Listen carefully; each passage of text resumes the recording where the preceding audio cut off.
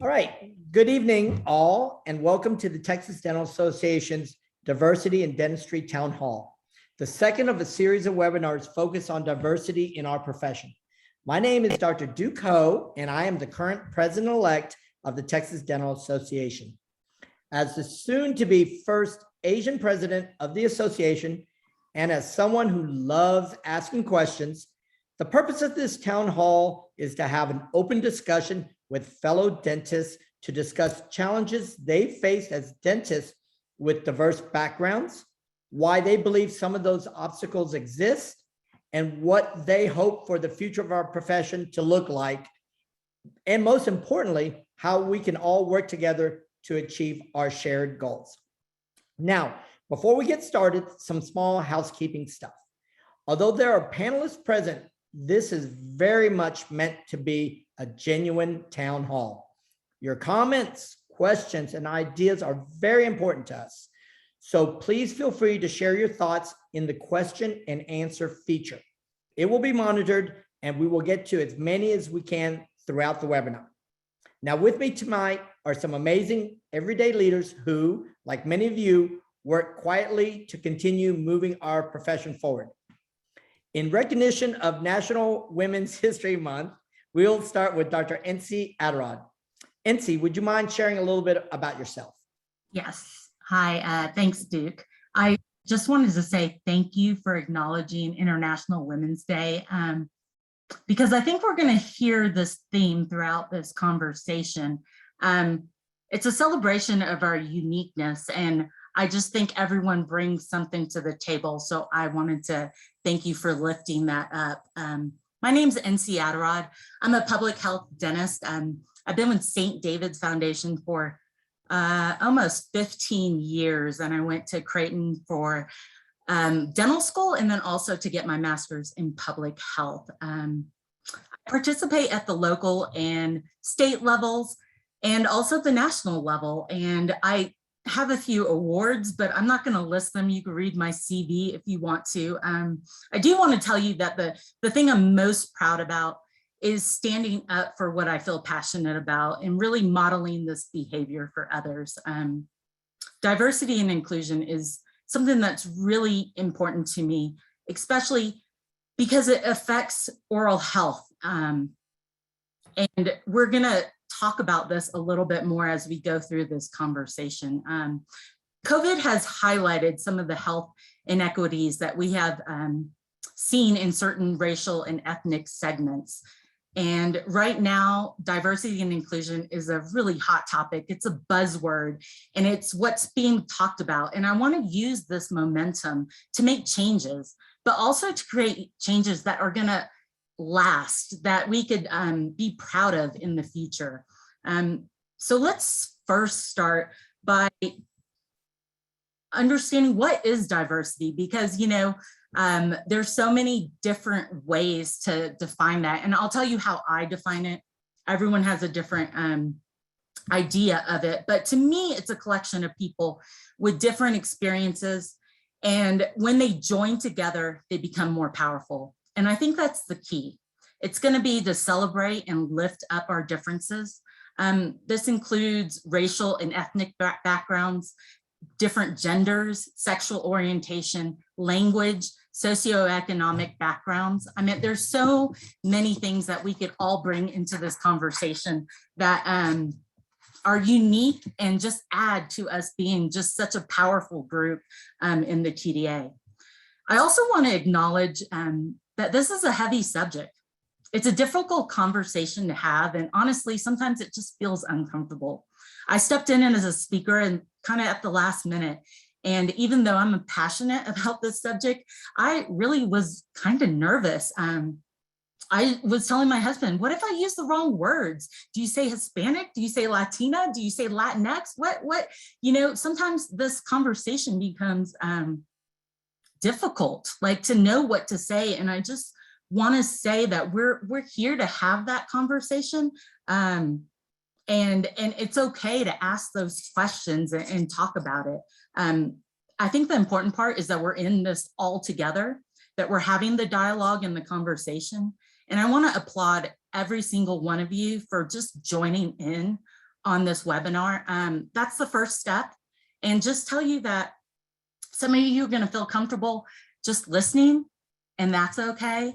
And some of you are going to want to join in the conversation. And again, that's okay. Some of you are going to want to take action like yesterday, and that's okay. But I think the important part is that we're here and we're talking about it, and that we know that we have a common goal. And you know, that common goal to me is just promoting oral health care, oral health equity. And I want us to be part of this movement. I don't want this opportunity to pass us by.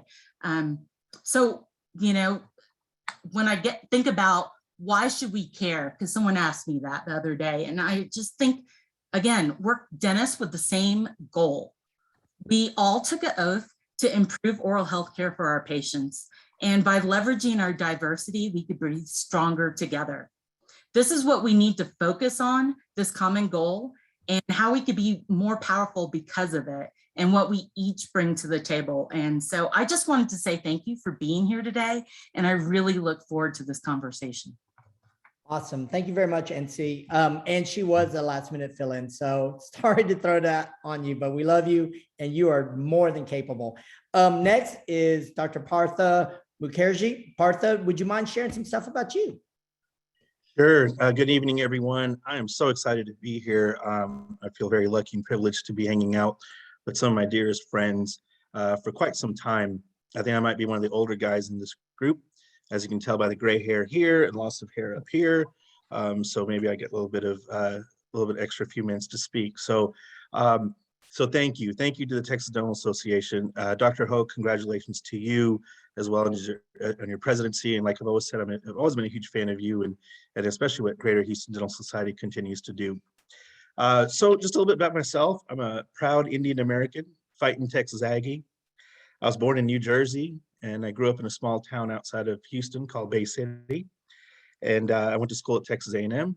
I went to dental school at Texas A&M Baylor College of Dentistry. And then I did a general practice residency in Houston, a wonderful program, great experience there. I am a proud son of two amazing parents, very kind, wonderful souls.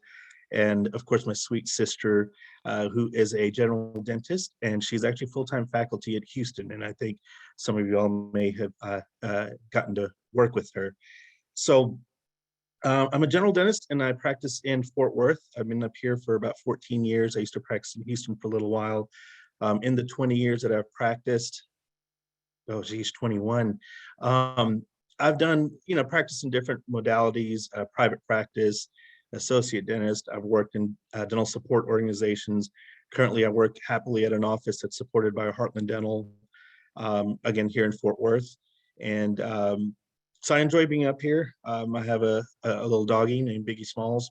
And so if you ever see me during this presentation, kind of looking down, and we're on a streak actually of 2 years of worth of Zoom because of the pandemic.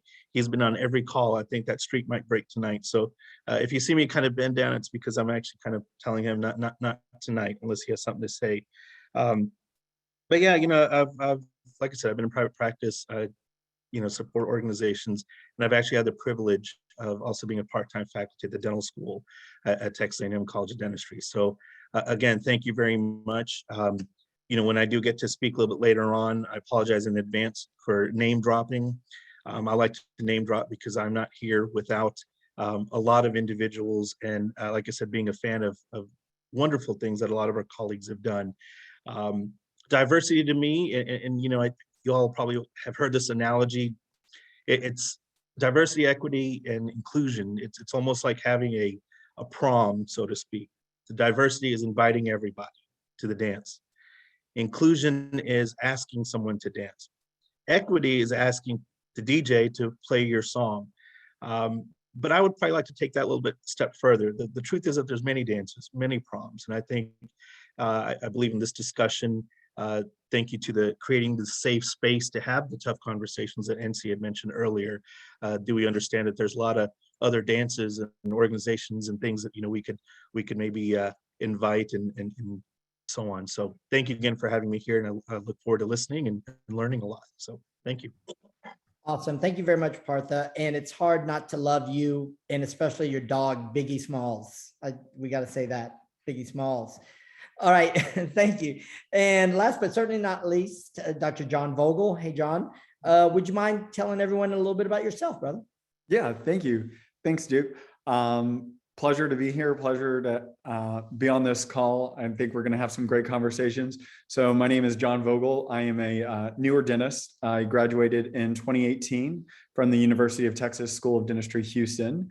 Grew up in Dallas, born and raised, and now I'm practicing at a private practice in Dallas area. We primarily serve the LGBTQIA plus community.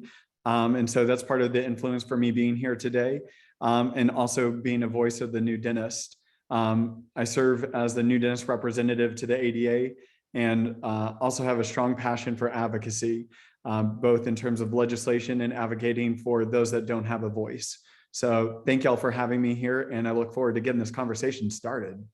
Awesome. Thank you very much, John. And now on to our first question. Since the answer to the first question is so unique to each of you, I'd like each of you all to get an opportunity to respond. Just remember, it's an hour-long program, so don't hog up the mic, all right? Let's start with Ensy. Ensy, what were some of the biggest challenges you faced as a dentist with a diverse background, new dentist or current phase, and how did you overcome them?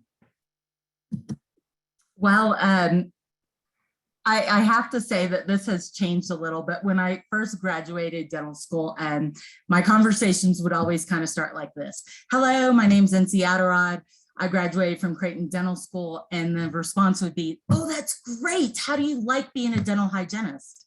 And I'm like, well, I do have to acknowledge that this has changed, that dental schools are now graduating equal or even more women. And so that is a positive change.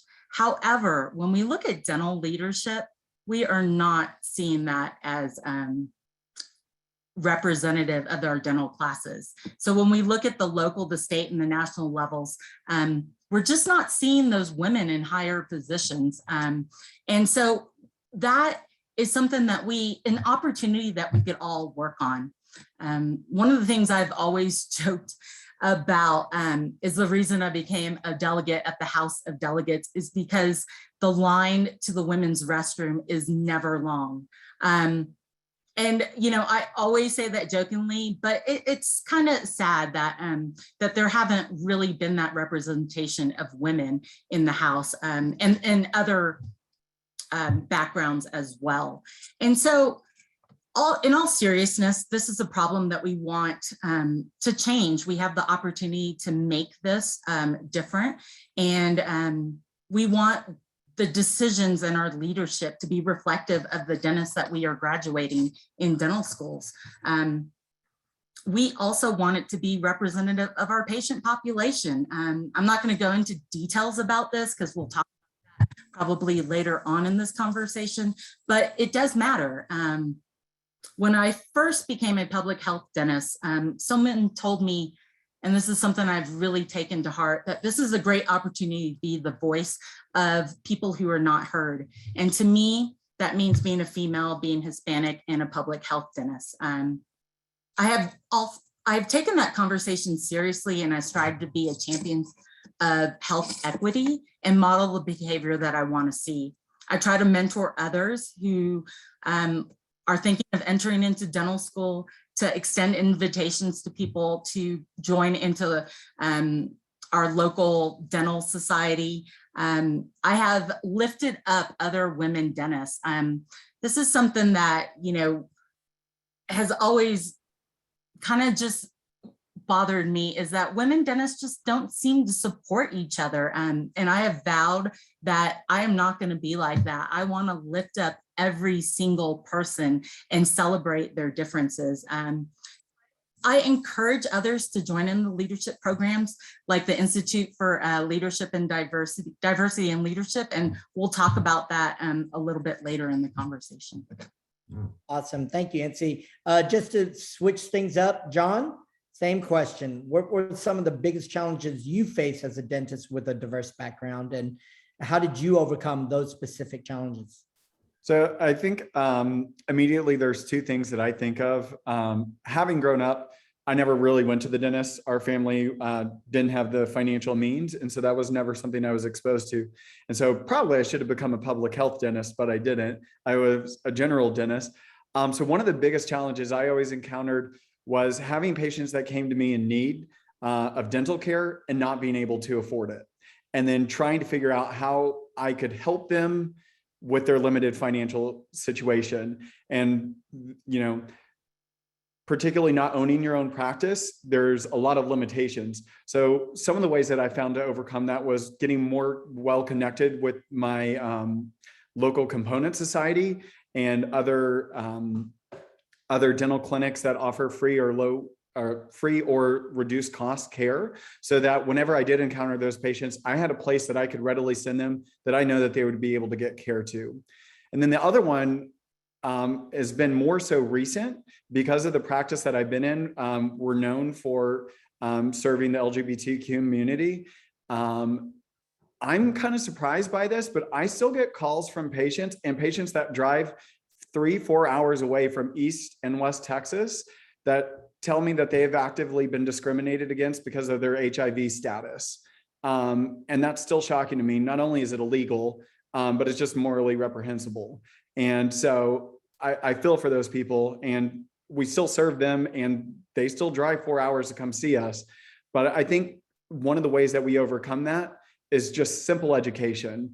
Most people these days know that that is not transmissible. And as long as you're following proper protocols, you're not going to transmit that. And you treat them just like you would anyone else, utilizing universal precautions.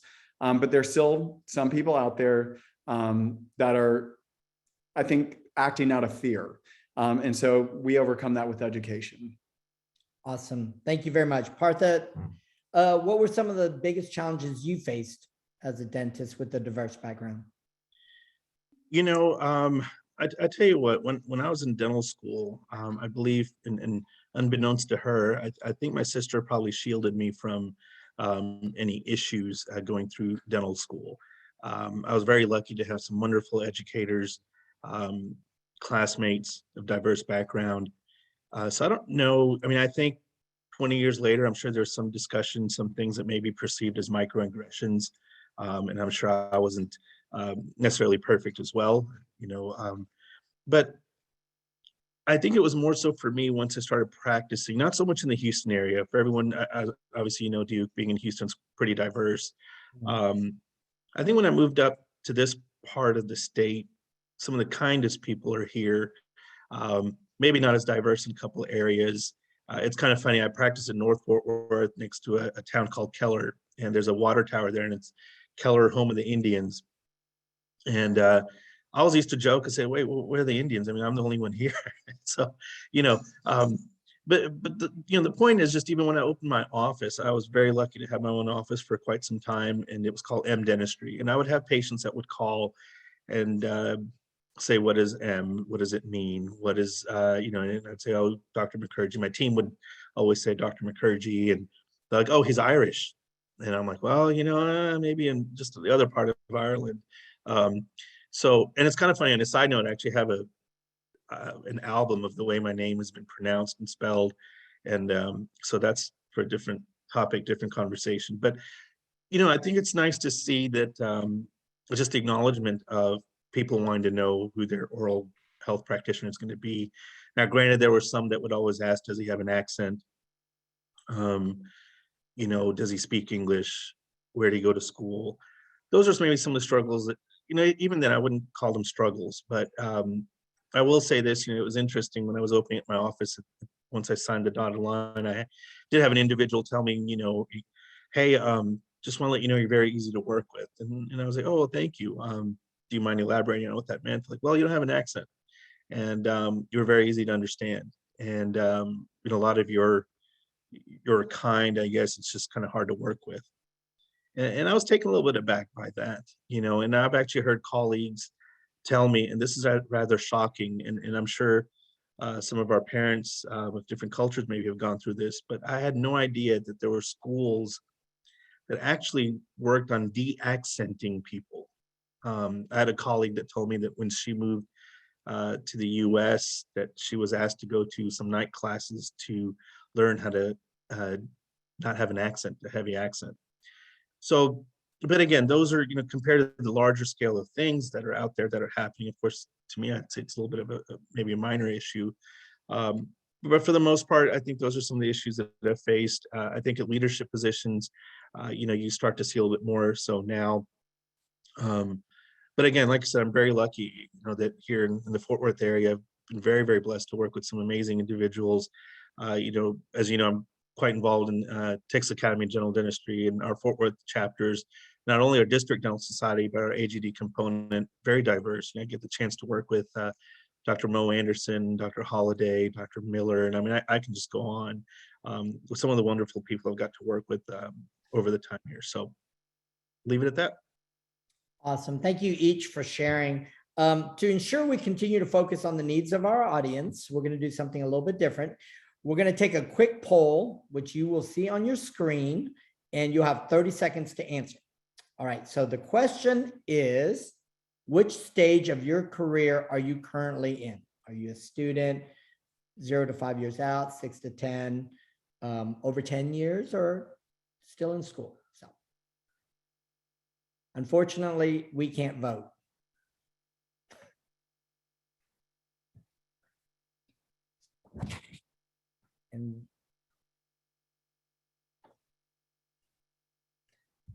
And I wish there was some music going on right now. Biggie Smalls.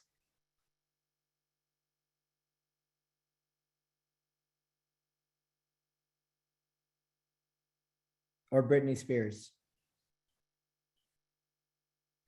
All right, thank you. All right, let's continue. As we move along, I'd like to direct this next question first to Jon and then to Ensy to answer, okay? Oh, wow, over 10 years and out of dental school. Thank you. Well, thank you all for joining, and you are appreciated. All right, so next question. Jon, what are the disparities you see in the profession, and what are ways that you believe our association can advocate to help change those disparities in our profession? So what are they?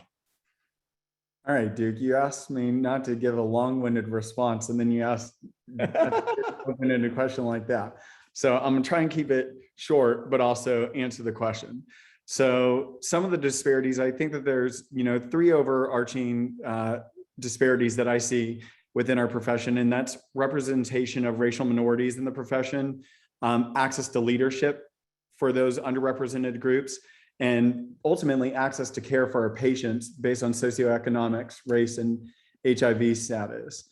I can elaborate on all those things if y'all want to open up the conversation, but some of the things that the TDA is actively doing to work on this. One, I mean, what we're doing right now, we're doing this diversity webinar, and we're just having a conversation about it.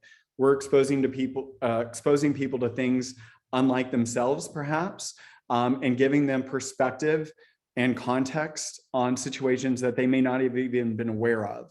So the first thing is going to be educational opportunities. Secondly, a lot of our local component societies now have diversity committees, and that's providing leadership opportunities for underrepresented groups. And also those committees are working with other minority organizations like NDA, HDA, and AADA to provide a more inclusive umbrella under Texas Dental Association. We have new dentist representatives on all the TDA councils now, and we also have new dentist committees at most of our local component societies. And as far as addressing access to care, I mean, everyone knows that TDA does the TMOMs, but one of the big things that we're doing is always advocacy in Austin. So we're actively working right now to increase Medicaid reimbursement rates, and we're advocating for programs that fund student loan reimbursement or repayment to serve in underserved areas. And one of the successful things we just did was passing the teledentistry bill, or helping pass the teledentistry bill, which is going to expand access to dental triage and oral health education. So all of these things are going to provide opportunities for exposure, education, and I mean, they're not gonna solve these issues overnight, but it's one bite to eat the elephant at a time, right? Oh, for sure, for sure. And awesome answer. I agree. Representation is a big deal. And I love the fact that you said, hey, just one bite of the elephant at a time. All right, Ensy, instead of asking you what the problems, the disparities are, I'm going to ask you, why are there disparities in the profession? Why do you think they exist? And what can TDA do to solve or at least address the whys? I'm You gonna, have to be, and you have to be quick too. You have to be yeah, quick. I'm gonna agree with John and say thanks a lot. That you know, this is not a quick answer, but I'm gonna put my public health hat on and just do a quick synopsis real quick. So we all have heard social determinants of health, and these are the things that, you know, where you live, where you go to school, where you work, and these are the things that are driving the differences in health outcomes. They're the social factors that include income, education, insurance, and they also include oral health. And so studies have shown that this is huge inpatient compliance. So if you have a patient and they are going to a dentist that they don't trust, they're going to be more likely to not follow their recommendations. So if they go to a dentist that looks like them, or at least understands their cultural, their background, who doesn't maybe belittle them for what they have, like John's example of HIV/AIDS, then they're more likely to listen to that dentist and follow through and make sure and actually improve their health outcomes. So why is this important? So when you have little kids and they don't see dentists that have a diverse background, they don't really understand that they could actually aspire to be like that. I know when I first started working in public health, I had a little girl that said, I didn't even know that women could be dentists. And I just thought, really?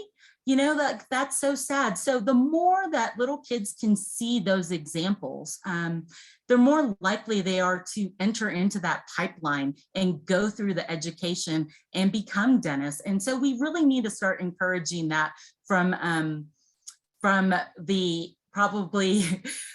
from the ground up. That's something that we probably can't do at the TDA level. But one thing that we can do is, you know, I always try to think, what can I do as an individual? And it starts with us, because TDA is made of all of us, right? And so I think that we have to be intentional with our programs and our things that we say and do. And so one of the first things that I think that we could do is just acknowledge that there is diversity, and that it's okay to ask the questions, to listen to other people's, to understand that we all have different experiences and we can learn from those. The second thing we could do is take action, you know, whether it's just yourself or with your team, learn. There's so many outlets right now to learn. Like, we could have this conversation, we could listen to podcasts, we could read books, we could just have open conversations, like at your team huddle, if someone asks those questions. The third thing we could do is just join different groups that actually are like-minded, like the TDA. And it's up to individuals, of the leaders of today, to really make those differences. And I think TDA is making that. It's small bites, like John had talked about in that elephant. Some of the things that I wrote down that I wanted to make sure that we highlight that TDA is doing is just, you know, making sure that this part of the conversation, the membership council really wanted to make sure that we have these open and honest conversations, and that we include everyone, even though they are difficult to talk about. I also want to say that this is the first time in history that TDA the TDA board has had more women than males. ASDA recently elected their first Black women president. John had mentioned this, but diversity committees have been formed in Houston, San Antonio, and in Dallas. So there are so many things that we could do and that we are doing. So I applaud our efforts on that. Awesome, awesome, Ensy. And I couldn't be more proud of our state. I mean, I'm in the shadows of two amazing female leaders, a past president and a current president. So I couldn't agree with you more. Just a follow-up so that this is a conversation. How much do you guys believe that it is cultural? You know, like growing up as an Asian person, everybody and their mother told me I needed to be a doctor or an engineer. And to your point, I thought about that, Ensy, to your point about, okay, wait a second, you know, if people don't look like me or they're not pushed culturally, like how much do you think that matters? Partha, what do you think about that? Sure, you know, it definitely does matter a lot. You know, when I grew up in New Jersey, and my parents will probably correct me on this story a little bit later, but you know, I remember putting a bed sheet around my neck like a cape, and I jumped off a stairwell, and I had a laceration in my forehead, and I believe it was our family dentist who sutured me up. And I learned that night that I'll never be Batman. And secondly, it was nice to have an Indian dentist to do that. But then again, to be honest with you, it wasn't necessarily something that I was like, oh, wow, he's an Indian dentist. That's what I want to be. I just think the way I grew up, you know, my dad's a brilliant engineer. My mom's was in education at our school district in Bay City, and they just always instilled of being service oriented. You know, definitely instilled pursuing a profession in healthcare. And I was very lucky with the orthodontist, our hometown orthodontist. I had shadowed him and been mentored by him. And then, of course, the leadership and the guidance of my sister. So yeah, it does matter. Culture does matter, but I think more so in the last 10, 15 years, I kind of look to leadership in dentistry at the ADA level, TDA level, various organizations. And it's nice to see more. You know, I never thought that representation mattered until you realize that you're not really being represented, right? And so, and it's nice. It's really nice to see that. I mean, the TDA does wonderful. Resources are there. The opportunities are there. It's very welcoming, and so it's just nice to see the slow progress and in diversity, especially here with the TDA. Awesome. Thank you, Partha. All right. So we have 3 questions in the queue. And so we'll start with the first one. My mentor, Craig Armstrong, asks, all of you have made a conscious decision to be a TDA member, but what can the TDA do to get those who choose not to join the TDA to become members? So let's get you, John. What's your insight on that? Well, that's an excellent question. So, I mean, first of all, we have to be providing value. If people aren't seeing the value in it, they're not going to join. And that can lead to a whole host of things. And people derive value in different ways. And so therein lies the diversity, right? There's diverse ways that we can provide value. And so we have to identify and provide that value to people. And also we have to make sure that we're focusing on people outside of the organization. It's great to focus on the individuals that are already members, but what are we doing to reach out to the people that are non-members, aside from just sending them something in the mail saying, hey, you're not a member, join. And people want to ultimately be included and valued. And so that's one of the things that I really appreciate about the diversity committee at our local level and in Dallas. Whenever I see a new person, and thank God we're finally meeting back in person, but whenever I see a new person, I go out of my way to introduce myself and introduce them to everyone there, because they're there because not only for the CE, but they want to be part of something bigger than themselves. And so we have to make an actual effort to include them, not just allow them to be there. Awesome answer. Really, really good. I accidentally stole this question away from you, John, so I'm gonna give it to Partha. All right, so the next question is from Dean Valenza. That's the only way I know him, because he's the dean of our school. So, all right, Dr. Valenza's question. is regarding strategies and actions to advance a culture of DEI. At UTSD Houston, we've recently done a climate survey and have identified areas for improvement. And to improve, we are discussing a three-part strategy: awareness, education, and accountability. Partha, do you believe this is a good approach? And of course, anyone can answer as well, but let's start with Partha. Yeah, short answer, absolutely. I think it's a great approach. Anything to do with, and like John mentioned, education is key, awareness is key, accountability is absolutely key. But I would also add celebration, celebration of different ethnicities, different cultures, different religions, just to kind of celebrate and let people know that they're heard, let people know that they're invited, they feel included. And this, of course, includes the disparity in women. So yeah, absolutely. I think it's a great strategy. So that'll work. Awesome. John, did you want to add anything to it? I would just second what Partha said. And I know Dean Valenta has done an excellent job because I went to the school. And I distinctly remember, and I think it was orientation week when we were doing our Title IX presentation, where they specifically talked about HIV status being one of those protected statuses. But before they divulged that, they asked our entire class who would choose not to treat this patient. And there were multiple individuals that raised their hand during that. And I kind of found that shocking because my experience before I went to dental school was volunteering at a HIV/AIDS dental clinic. And so that was never anything that even crossed my mind. So awareness and education are like key to that. Because I had that exposure and that experience, it was never something that I had even considered doing.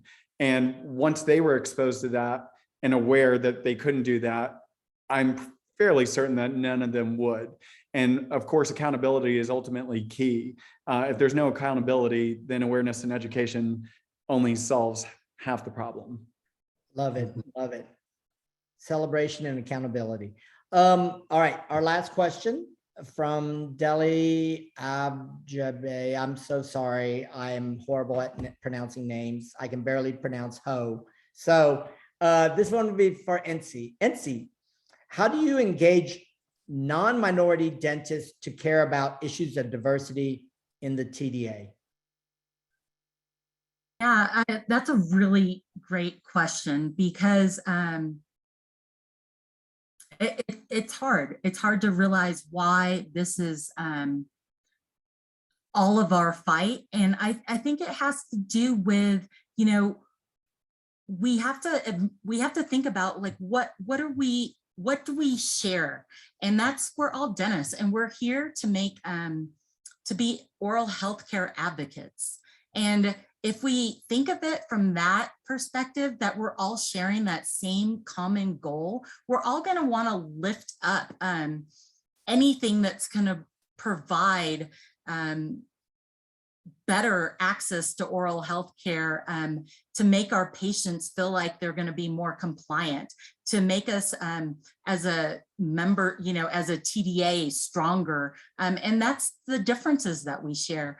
And I also think, if you, whether you have a private office or you're in a big group or you're in public health, that you all want the same thing. We all want our patients to be better. We all want to have, to be listened to and celebrate everything that we bring to the table. So I really think that it's a matter of just thinking about the commonalities that we share and not looking at the differences. Oh, great answer. I couldn't agree with you more. And what I would share from my own past experience is that a lot of non-minority members care about diversity and inclusion. They really care. But sometimes it's difficult to have these conversations, and it's much easier to have it at dinner or over a drink or where there are strong relationships that already exist so that they can ask and be honest and they won't be judged for their questions. So I think that's a great point, that we share so much in common. It's that's the starting point. So, all right, so we'll move on. Great. Lastly, Partha, I'm curious on your thoughts about what's your opinion on the current state of the profession, and what changes do you hope to see for the future of the profession as it relates to diversity and inclusion? Well, with regards to diversity and inclusion, I think we're on the right track. It's a slow evolution.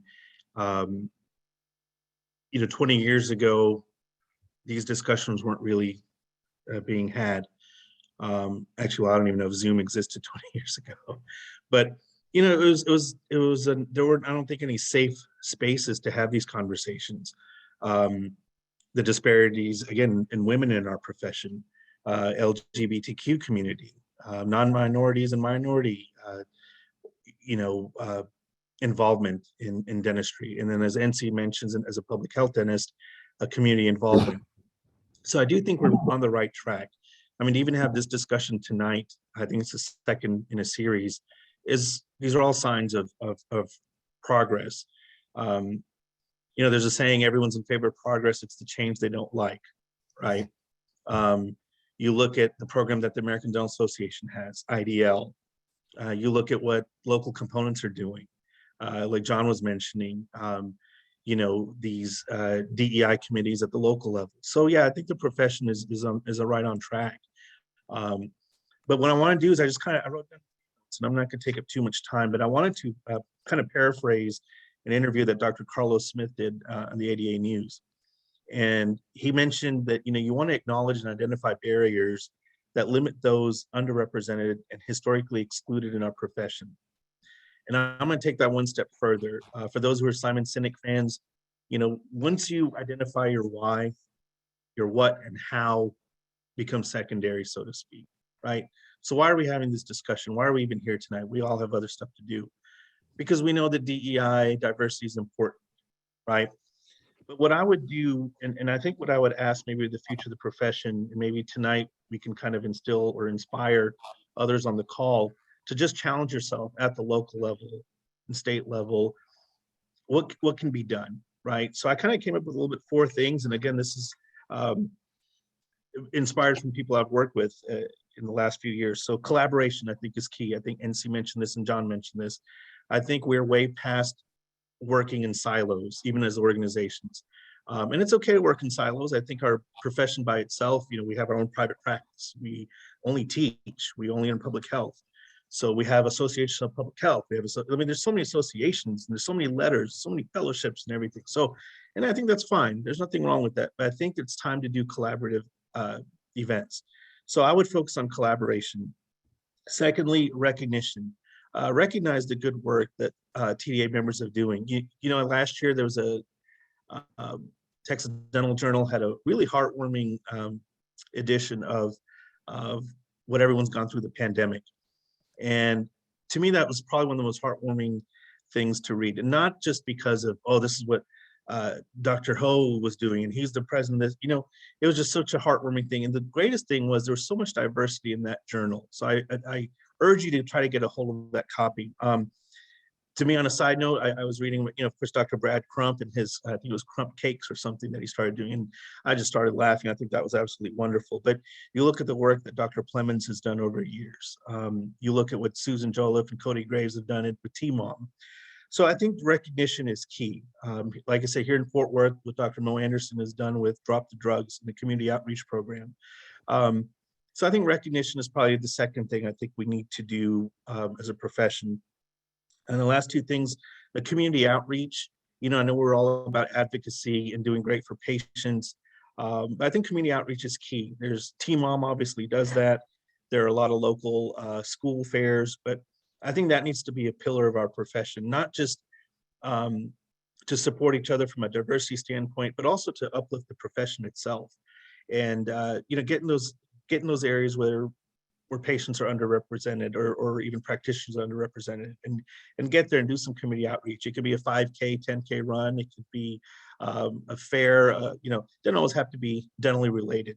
And lastly, and I believe Dr. Carlos Smith had mentioned this, and even some of the colleagues I've worked with up here in the Fort Worth District Dental Society, we've even talked about scholarship to have scholarships for some of these programs, some of these health and professions programs, and invite them to meetings. I know Dr. Craig Armstrong had asked a question about what can TDA do? I think these four things, along with Dr. Valenza's question, I think are good starts. Again, just collaboration, recognition, community outreach, and scholarship. Let's get out there. Let's give that one student who's probably never even heard of a dentist or never even seen a woman dentist, because women are only hygienists, right, Ensy? So let's change that narrative. So I think we're on the right track, and I'm very proud to be a TDA member, and I really urge others to look into what the TDA offers, look into what other organizations offer. The resources are there to be heard, to be listened to, and nothing says it better than tonight's platform, safe space. So there you go. That was well stated. Awesome job, Partha. So before we finish, we wanted to share some brief news about what's going on in the association, how we are moving forward, both in policy and practice, to meet the needs and bring value to member dentists. So to my favorite non-hygienist, we'll start with Ensy. Ensy, how would you mind sharing some information on the American Dental Association's Institute for Diversity and Leadership? Yes, I would love to. As I mentioned before, this is a program that is near and dear to my heart. I went through the program. Wow, it was a while ago, but it was such a great program because it lifted up individuals that are not normally represented in leadership roles, as we've been talking about in this conversation. It's designed to enhance leadership skills in people who don't normally, dentists who are not normally represented in leadership roles. And so it takes place in Chicago at the ADA headquarters. There's no fee to apply. Tuition is free, and you are reimbursed for travel expenses.